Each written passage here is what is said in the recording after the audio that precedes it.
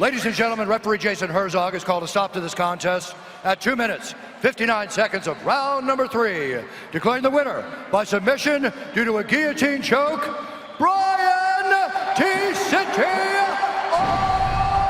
Ortega! I'm here with the winner, Brian Ortega, continuing his undefeated record inside the octagon and showing some textbook Gracie Jiu-Jitsu here tonight.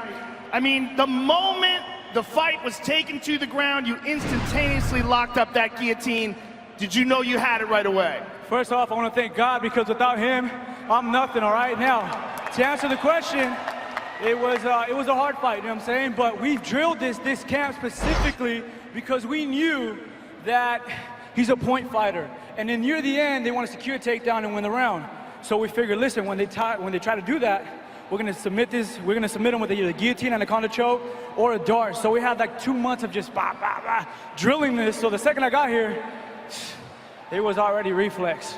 And Moicano is a very talented guy. You're talking about a guy who's undefeated as well, who's coming off a victory of Jeremy Stephens.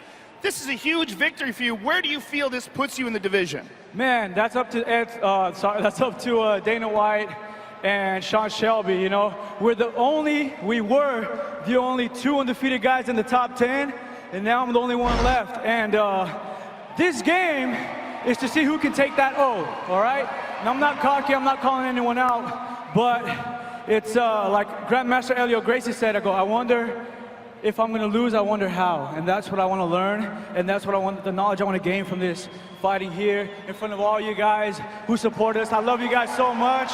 Anaheim, this is my backyard. I love you guys. Thank you. Congratulations on an outstanding performance. Brian